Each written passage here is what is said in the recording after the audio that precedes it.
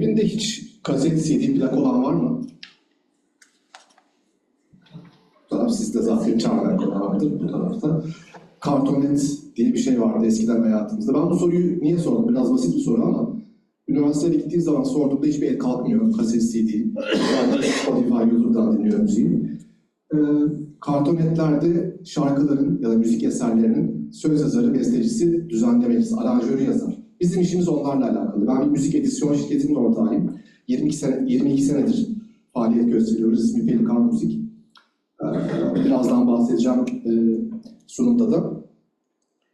Çok hızlı bazı kısımları geçeceğim çünkü hemen hemen işte bu yat şirketindeki ya da Afrika'daki dağıtım şirketinde olduğu gibi bizde de FileMaker öncesi ve sonrası durum birbirine çok benziyor. Biz bir müzik edisyon şirketiyiz. Ağırlıklı olarak yabancı müzik eserlerinin haklarını Türkiye'de takip ediyoruz. Music Publishing ya da müzik edisyon da deniyor. Ağırlıklı olarak reklam, film, televizyon, eskiden albümler varken albümlere müzik lisanslıyorduk. İşimizin bir tarafı bu. Ama toplu hak takibi tarafında da MESA ve MSG adlı iki meslek birliğinden üzerinden telif haklarımızı takip ediyoruz. Az sayıda da yerli eser sahibinin haklarını da takip ediyoruz. Şu an yayında olan bir reklamla alakalı. Biz çok aktif olarak Charmen.com örneğinde olduğu gibi çok fazla projeye müzik öneriyoruz.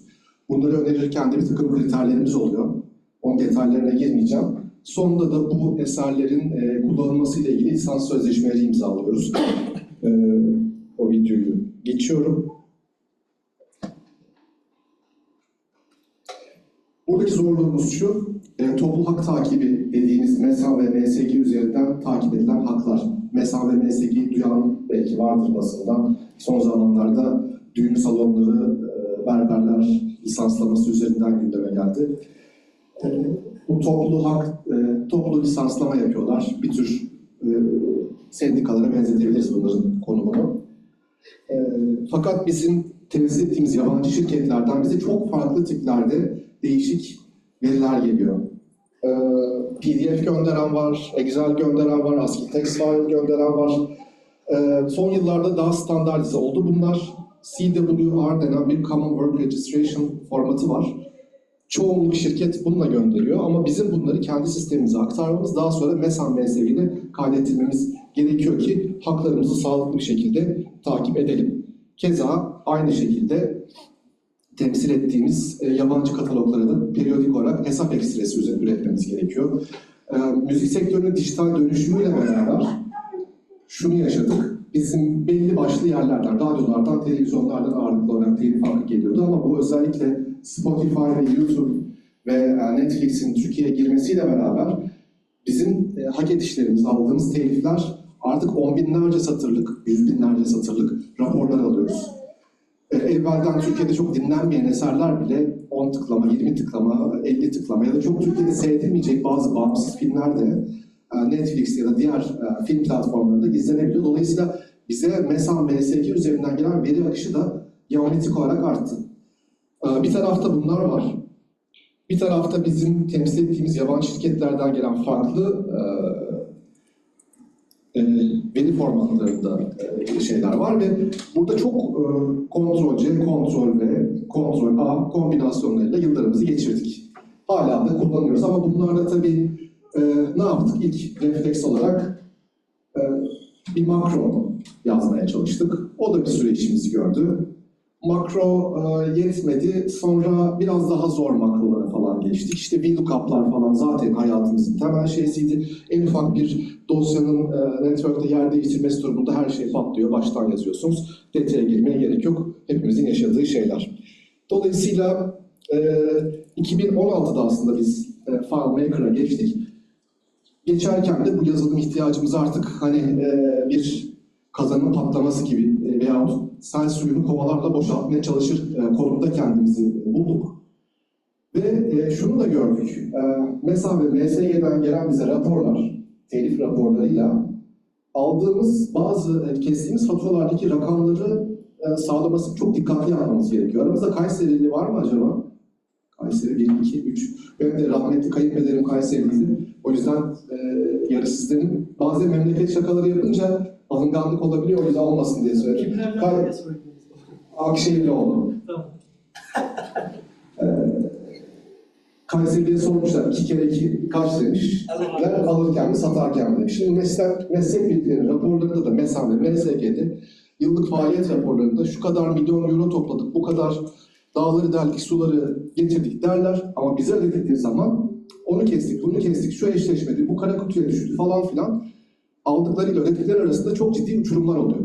Bizim şimdi bu yurt dışına gönderdiğimiz raporlarda da misal Kanal D'de oynayan filmler veyahut Ata Demirer Gazinosu konserinde kullanılan eserler. Bunları takip ediyoruz. Sonra tek tek bu on binlerce, yüz binlerce satırlık gelen raporlarda da gerçekten bunun parasını doğru şekilde almış mıyız? Bunu da kontrol etmek gerekiyor. Hani Kayseri'li tüccarın fıkrası gibi bir şey yaşamamak için. Burada bir hatamız oldu bizim. Hatamız da şuydu. O zaman tabii ciromuz falan daha da düştü 2016'da. En ucuz çözüm ne olur? İşte KOBİ'nin geçirdiği aşamalardan bir tanesi. Başka bir takım veri tabanı sistemlerinden de değerlendirmeler aldık. O zaman da FileMaker'da bildiğim kadarıyla çok uzun süredir şu anda piyasada olmayan freelance iş yapan birisi vardı. Onunla yola çıktık. Çok iyi niyetliydi. İşin temelini attı ama iş temelde kaldı. İşte bu kentsel dönüşüme girip yıkılıp yapılamayan binalar rımsa bir durum yaşadık ve sağ olsun Cavidaş'la orada yola çıktık. Tabii onların ve bizim zorluğumuz şuydu. Temel atılmış, üstüne kat çıkılacak. Onun hala bazı noktalarda zorluklarını yaşıyoruz. Çok hızlı geçeceğim. Teknik sorunuz herhangi bir şekilde olursa Osman Bey. Burada bizim birkaç ay kadar önce sunucumuzu cloud'a taşıdık. Bizim bununla çalışıyoruz. Zaten çok uzun süredir de asır bilgisayar belki duyanınız vardır ya da çalışanınız vardır. Onlar bizim bilişim desteği alıyoruz. Kendilerinden danışmanlık alıyoruz. İçeride bir IT'cimiz olmadığı için. Bizim 2 arkadaşımız şehir dışında yaşıyor. İstanbul'da kiraların çok artmasından dolayı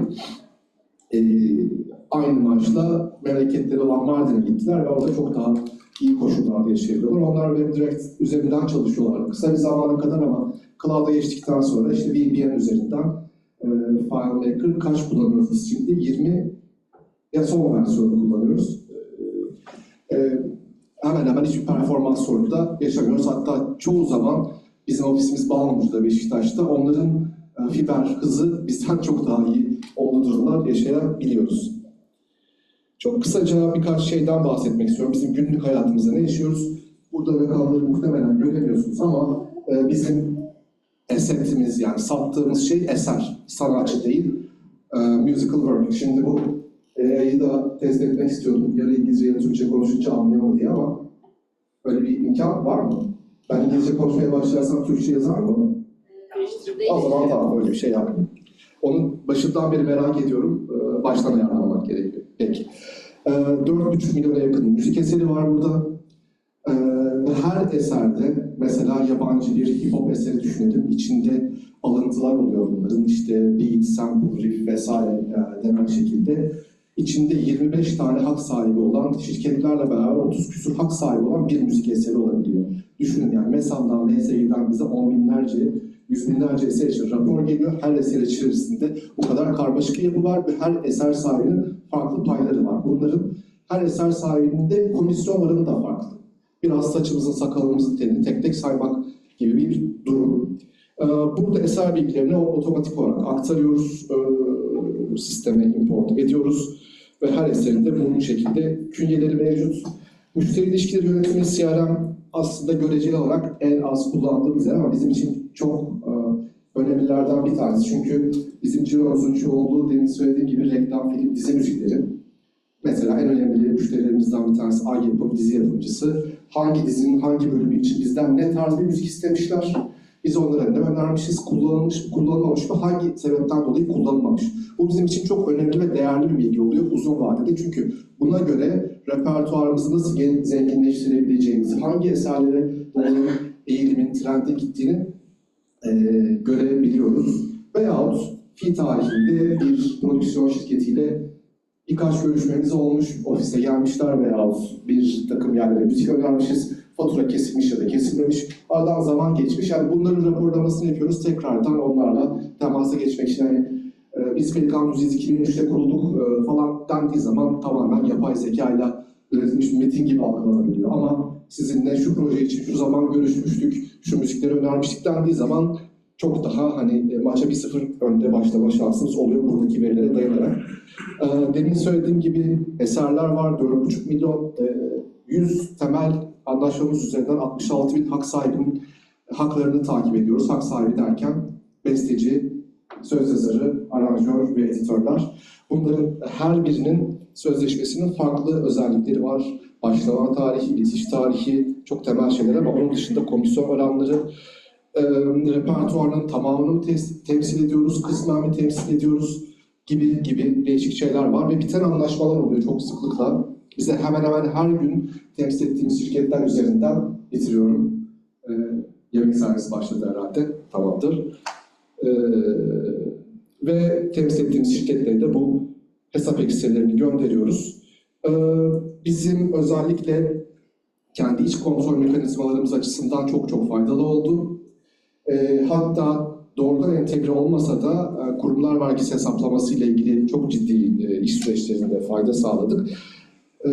Bundan sonrasında da özellikle bazı anlaşmalarımız için ya da temsil ettiğimiz tüm anlaşmalar için bir online sorgulama panelleri açmayı düşünüyoruz. Orta vadede keza MESAN ve MSG'nin veri tabanlarıyla da online bir entegrasyon ki manuel süreçleri daha asgariye indirmek için çok teşekkür ederim.